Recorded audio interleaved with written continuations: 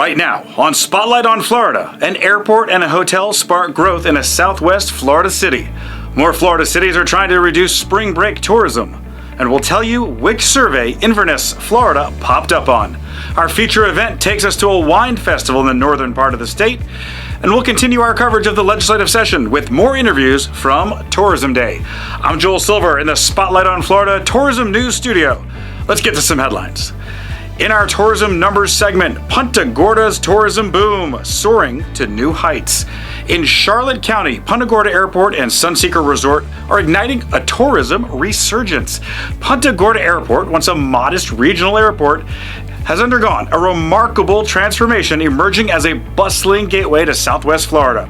The airport's appeal lies in its hassle-free experience with streamlined security, shorter wait times, and convenient access to the region's pristine beaches and attractions. Low-cost carriers have expanded their routes, making it easier than ever for travelers to discover the allure of Florida's Gulf Coast. And complementing the airport's growth is the grand opening of Sunseeker Resort.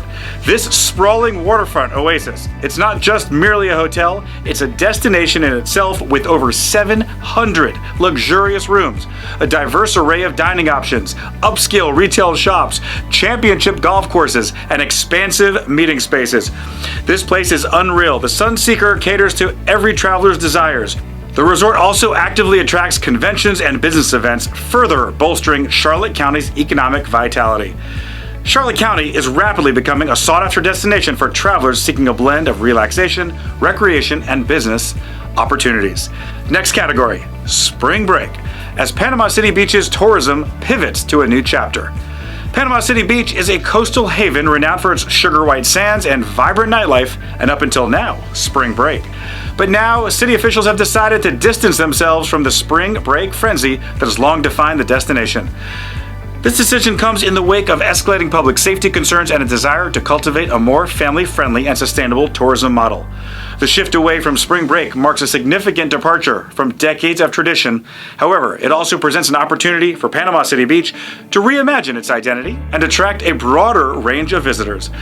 By prioritizing the safety and focusing on ecotourism, cultural experiences, and family-oriented activities, the city aims to create an environment that appeals to diverse demographics. The move could set a precedent for how coastal communities can adapt and thrive in an ever-changing world.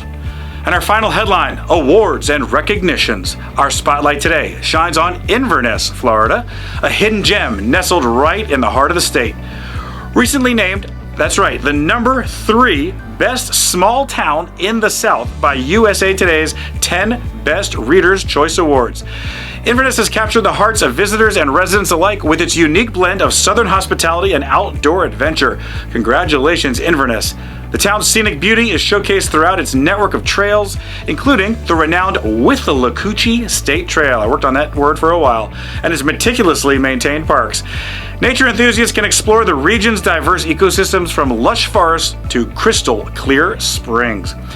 But Inverness also boasts a rich cultural scene, with the historic Valerie Theatre offering a diverse lineup of performances and a thriving culinary landscape featuring charming restaurants and cozy pubs.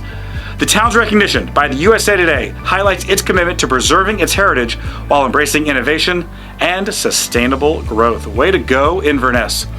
And in our upcoming events, you'll want to mark your calendar for this upcoming event that people are calling the Super Bowl of tourism marketing. It's the 2025 Destination Florida Marketing Summit. This year's program packed with valuable insights addressing critical issues that affect the tourism industry. Register today at destinationsflorida.org and join the crowd. All right, it's time now for our Florida feature event. Florida is well known for wine festivals up and down and side to side across this state. Today, we go to Tallahassee, Florida, where the newly renamed Tallahassee State College stages an incredible event that will rival wine festivals in the biggest cities in Florida. Take a look. This is it, folks. You see it on the glass right here. It's Cleaver and cork, and everybody loves this event. This is part of the TSC, Tallahassee State College, right? The entire week-long events. Right now we're at the Food and Wine Festival. Behind me, you can see it, tent after tent, lined with great stuff. All of your favorite local restaurants are here, great drinks, great people. So, what do we have here today? about 1,500 participants, over 70 vendors, the best wines, the best alcohol, the best food, all lined up and ready to go. Let's take a look at the 2025 edition of Tallahassee State College Cleaver and Cork Wine and Food Festival.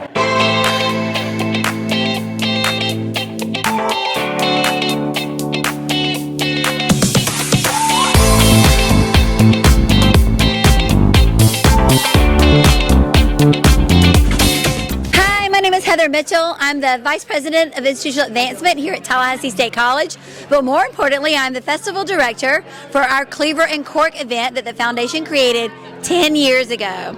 1,500 people, it's the largest one we've ever done to date. We were super excited about it. Out of the 75 tasting tents, 90% of them were all local. We only had a few that came in from other areas. Our special guest was Tom Colicchio from Top Chef.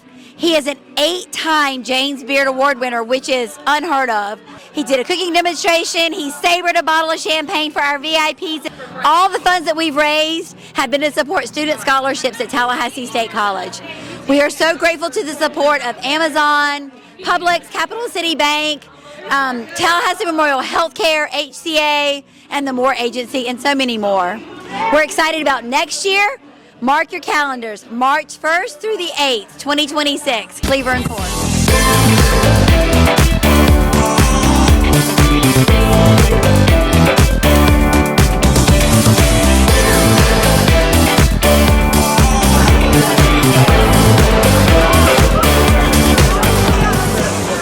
All right, in the Smitty's tent with Smitty himself. He's cooking. Everyone's having a good time. Smitty, what do we have today? Today we've got our BLT slider, our house-cooked chips, and 2 of our homemade dips. We've got our French onion dip and our hot cherry pepper dip.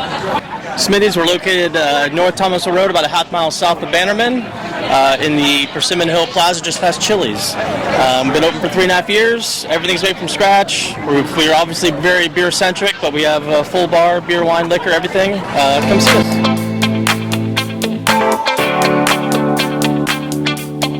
You know, if I got a pineapple in my hand, we're at the Pine Appetit tent, and here he is, the man himself.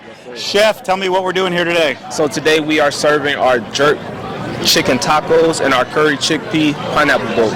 It's a sample size of what we have available at our restaurant. We have tacos available daily from Wednesday through Friday, and our curry chickpeas is a vegetarian or vegan option that's available for customers. We have been completely slammed since opening, and now we are completely sold out for the day. It's good for us to get out here in the community and to meet new faces and for people to get a chance to try our food. All right, I know you keep moving around. Tell everybody where you are now in town. So now we are located at Railroad Square. Oh, nice. And we also have a concession space at the Civic Center. So for any men's or women's basketball games, we are there, and also for concerts and special events held at the Civic Center. Okay, we'll come visit you there. Yes, sir. I'm telling you, all our favorite restaurants are here. We're at Hayward House now. Well, I guess we can't even call you the brand new Hayward House anymore. You've been around for a while. I know, a little over a year. It's hard to believe. Wow, tell me what we're serving today. How's it going? We're serving a seasonal whipped feta with local honey, Marcona almonds, and grilled sourdough bread. It's one of our most popular at the restaurant. You're looking at it right there. That looks fantastic. And of the beer, the wine, and the liquor, what would be the best to have with this meal? Oh my gosh, well, our seasonal sangria that we have here today that's featured in-house and on our happy hour and during brunch, so come down and visit us anytime and you can give it a whirl. All right, we're almost at the end of Restaurant Row here, and it's our favorite, Four Rivers. What are you guys serving, and what is the reaction of the people? Joel, we're serving our 18-hour smoked brisket here along with our Krispy Kreme bread pudding. It's a beautiful day in Tallahassee for a beautiful cause, and we just love being here. Hey, I'm Peter O'Donnell with Elite Worldwide Imports, local wine importers and distributors, and we have our friends that own the Florida Georgia produce here. Well, we feel like we've got Satsumas that we make the best juice that money can buy. It's a phenomenal, pure, raw Satsuma juice. With that, we make other products, syrups and jellies, and specifically cocktail syrup that's been really hip for us. I've been waiting all day for this tent. It's the brand new Renegade Lemonade. Alex and Brady Ryder, the inventors of the first, is this right? The first wine to be made out of lemons. You got to tell me about this. Thanks, Joel. Thanks for having us. So Renegade with Lemonade was born in our basement in Dallas, Georgia during COVID. And we had a lot of time on our hands. We found an old recipe book from the 1970s that had a lemon wine in it. And we thought, why not? I like lemons. And Brady can tell you more about the process, but I do have to say, it's called Renegade Lemonade because we both are proud graduates of Florida State. Tell me, Brady, I mean, how do you do it? How can you take a lemon and make wine? You know, it's tough. It's something because of the acidity, there are lots of challenges to making a wine, but I was able to develop techniques to overcome that. And so that's probably why it hasn't been done before, but the result, we just love it. It's fantastic. We call it a unicorn wine. It's just one that really everybody loves it. I've been waiting for this taste. Here we go.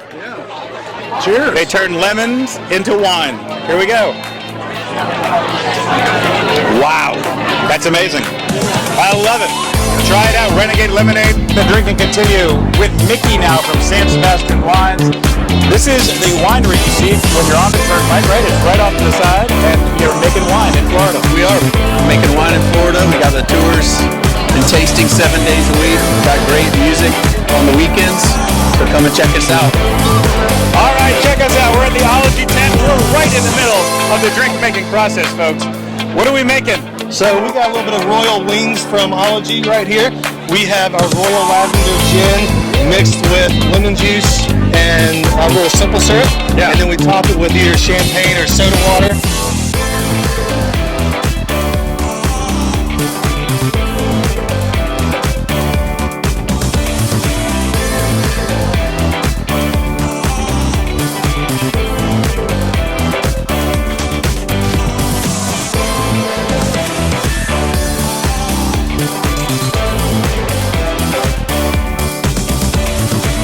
Josh Cooper with Cooper's Next Level Barbecue, and we're the guest chef today for the Cleaver and Cork Barbecue and Brunch. Barbecue and Brunch, we're here raising money for TSC's scholarship program and sharing our barbecue with Tallahassee.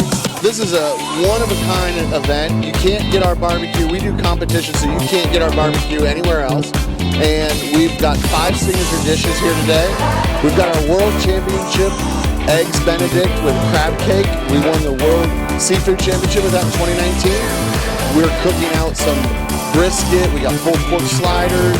We've got shrimp and grits. And we've got some special, it's a grilled pound cake with a strawberry compote and a bourbon whipped cream, as well as a watermelon salad. This weekend's been a great event, raising money for scholarships. Just proud that all of Tallahassee has come out here to eat food, have a good time, drink some wine, and raise money for a great cause. My name's Lillian, and we're here at the brunch at Cleaver and Cork. This is the first year that they've done this, and they've set it up really beautifully, and the band is great, and it's just a really great atmosphere. When you come to this event, generally they have about 5 or 6 events they had last year. This is the first year that they've added this brunch event, which is really beautiful. You should definitely come to Cleaver and Cork next year. Great job by Tallahassee State College there. We look forward to seeing more from you. And now, it's the segment everyone is talking about. It's time to talk tourism with one of our tourism leaders from around the state. Today, we continue our coverage of the legislative session in Tallahassee with our ongoing coverage of Florida Tourism Day. It was a big day in Tallahassee where leaders from around the state converged on the Capitol to advocate for the industry and meet with elected officials. Check out the latest interview from our interview desk. Oh, we got a good one for you now. Casey Gonsmart with the Columbia Restaurant out of Tampa, and you're here in Tallahassee, steps from the Capitol, talking about how it's going. Absolutely, yeah. No, this is such a beautiful event, an amazing event. Finally, we have Tourism Day on the street, which they haven't had it for 5 years, and being able to showcase what Florida has to offer.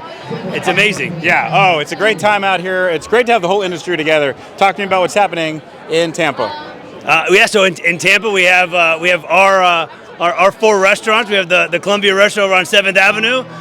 Been around, celebrating our 120th year anniversary, and we have our restaurant Eulalie, which is over on the the Hillsborough River, and we've been there for about 11 years now. That's we have a good one. Yeah, it's That's a beautiful good food there. right.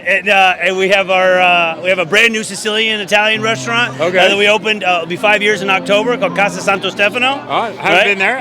You got to check it out, right? If you yes. can go, we'll take you there. You can be my guest. We have the Columbia Restaurant Cafe over at Tampa History Center.